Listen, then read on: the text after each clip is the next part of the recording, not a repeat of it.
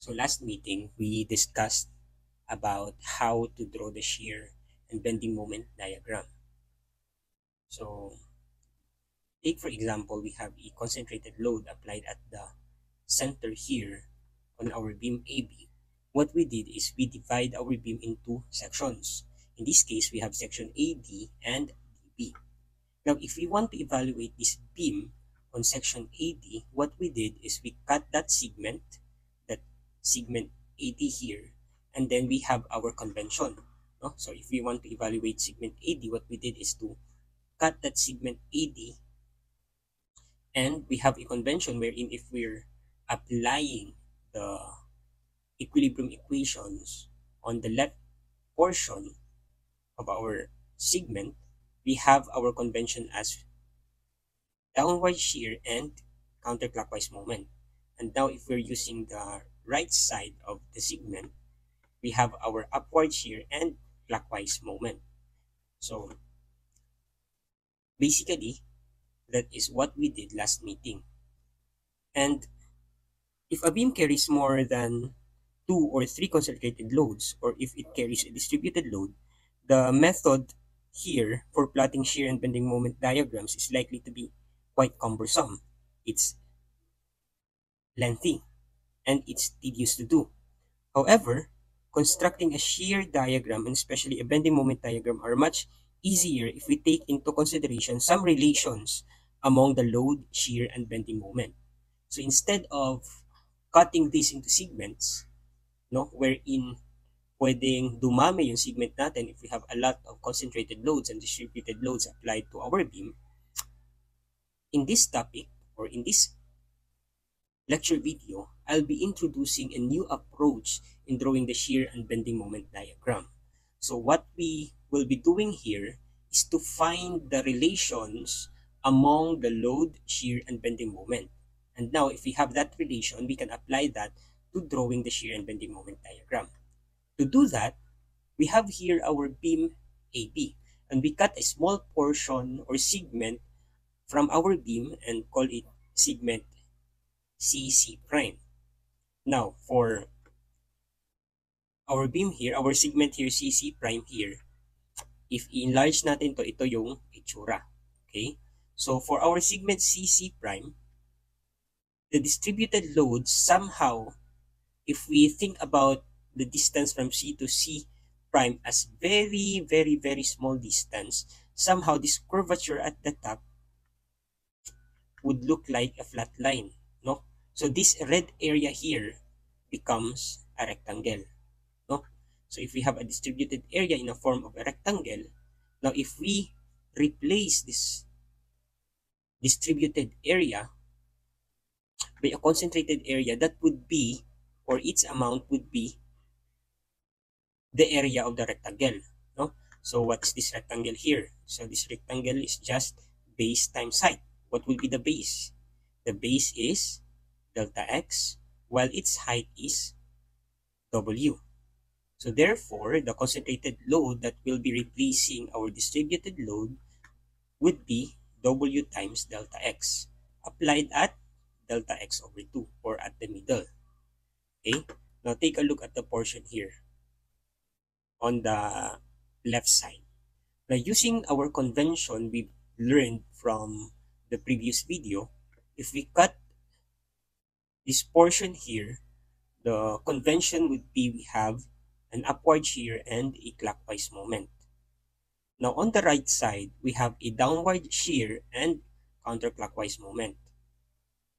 Okay, and its value would be somehow shear plus delta V and our moment as M plus delta M here. Now let's have concept application 7.1. Consider a simply supported beam AB with a span of L carrying a uniformly distributed load W. From the free body diagram of the entire beam, we determine the magnitude of the reactions at the support.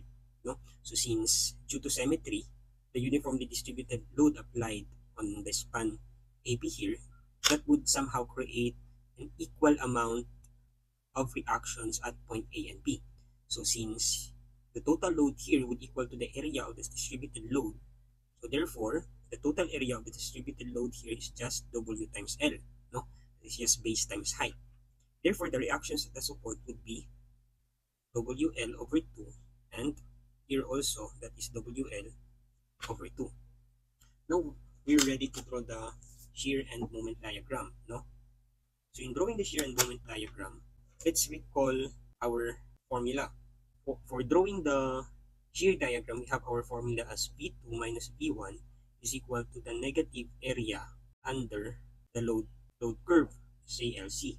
So if we start at point A here, the shear at that point is WL over 2. So let's just draw on our shear diagram L over 2, WL over 2. So somewhere, if this point here is 0, so from here up to WL over 2.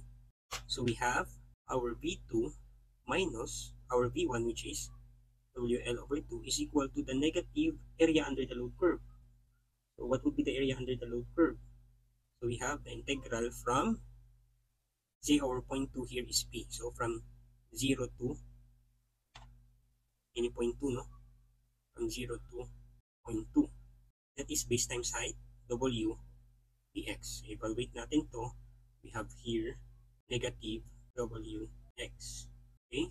So our V2 here is just equal to WL over 2 minus Wx.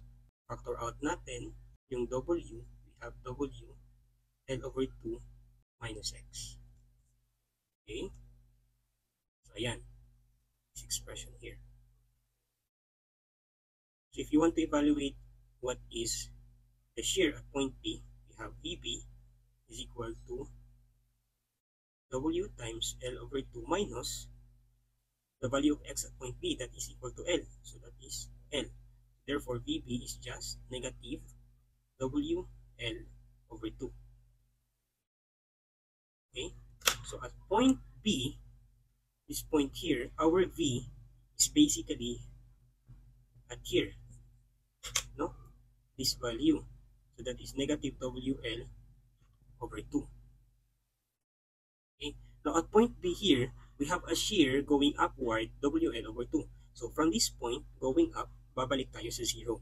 No? Kasi negative L over 2 plus WL over 2, we have 0. Now sir, how about the graph? What would be the graph here? Is it linear or is it quadratic? So as you can see here, from our expression, the shear curve here has x to the power of 1. So therefore, our shear curve here is linear. So, ano yung kailangan natin to create a line? We only need 2 points, no? So since we already have point 1 and point 2 here, and knowing that our shear curve is linear, therefore, our shear curve here is just the line connecting the 2 points. Yan. Basically, ito yung shear diagram natin. Okay? Diba from our expression, dV over dx is equal to negative W. So, this W here is in terms of x or a function of x. No? So, since we have dV over dx is equal to negative W, wherein W is a function of x, from here, we can conclude that the function of our load curve has 1 degree lower than our shear curve, no? Kasi we have dV over dx. So the slope here is a point dito sa load curve natin. Okay? So kaya makikita nyo dito that the load curve is constant. Then pagdating natin dito sa shear curve natin, linear, no? Kasi yung load curve natin, yung x niya is to the power of 0 kasi constant. Dito yung x niya is to the power of 1. So we can conclude that the shear curve is 1 degree higher than our load curve. The same as with our bending moment curve, no? So we have dm over dx is equal to v. So as you can see here, the slope at our bending moment diagram is just equal to a point in our shear curve. So therefore, our bending moment diagram is 1 degree higher than our shear curve. So kung ito siya constant, yung degree niya is 0, pagdating dito, linear na, yung degree niya 1. So therefore, since our moment is 1 degree higher than our shear, expected that in our bending moment diagram, quadratic yung susunod. No? So from here, constant, then linear, then for the moment, we have quadratic. No? So let's try to draw our moment diagram. Ayan. So the formula is M2 minus M1 is just equal to the area under the shear diagram. Ayan. So at this point here, wala tayong moment. Diba? Shear lang naman yung nakikita natin dito. So the moment at M1 is 0. No? So this one here is 0. So therefore, M2 is just, ano pa to? Area under the shear diagram, that is integral of v dx. No? From 0 to 2. So that is integral of, what is our v? We have this one, w L over 2 minus x dx. Okay? From 0 to 0.2, or from point 1 to point 2. Okay? So if we try to evaluate this one here, we have M2 is equal to W over 2 times Lx minus x squared. So as you can see here, the moment in our moment diagram is to the power of 2, yung x natin. So therefore, our moment diagram here is quadratic. Okay? So ayan. So let's try to substitute. Say m at x is equal to 0. So we have here w over 2 L times 0 minus 0 squared, that is 0. How about at x is equal to L? We have w over 2 times L minus L squared. So this one here becomes 0, so that is also 0. No? So at x is equal to L, that is at this point, our moment is also 0. How about at the half distance? L over 2. So let's try to solve. M at x is equal to L over 2.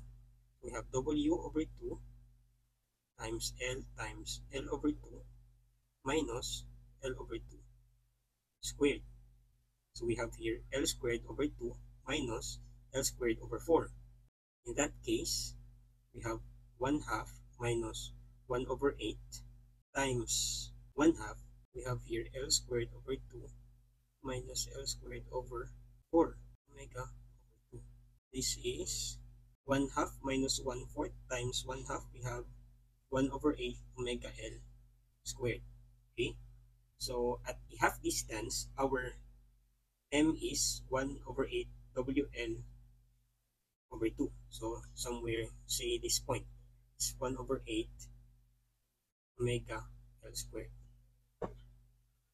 Now knowing na this curve here is parabola, so we can just simply connect these 3 points here, no? So the curve would somehow look like this one. Yan, and then, yan. So this would be the bending moment diagram. Another way to evaluate the moment at this point here is to look on the area of our shear curve. Diba we have a formula na M2 minus M1 is just equal to the area under the shear diagram. No? Say if our M1 here we know that is 0, and then yung M2 natin is at this point here at x is equal to L over 2. Let's just substitute, no? We have M2 is just equal to the area under the shear diagram. So since we're evaluating this point here at x is equal to L over 2, substitute lang natin, no? So ano daw yung area under the shear diagram? So ano yung area nito? The area nito is a triangle, no? So ano yung area ng triangle? We have 1 half base times height. So that is equal to 1 half. Ano yung base natin? The base natin is L over 2. And then ano naman yung height natin? The height is WL over 2. So we have WL over 2. So therefore, the M at x is equal to L over 2 is just equal to 1 half times 1 half times 1 half. We have 1 over 8. 2 times 2 times 2 is 8. WL squared. So instead of using this formula here, we can safely say, using this expression, that m at x is equal to L over 2, that is equal to 1 over 8 WL squared. No? So we have two methods here. So yan lang. Na sir, if ito yung gagamitin ko, hindi ko malalaman if it's the curve here concave up ba or concave downward. No? So dito, makikita nyo yan. No? If our slope here or our shear diagram here is decreasing, the graph in our moment diagram would be frowning or concave downward. No? So one way to remember this one here is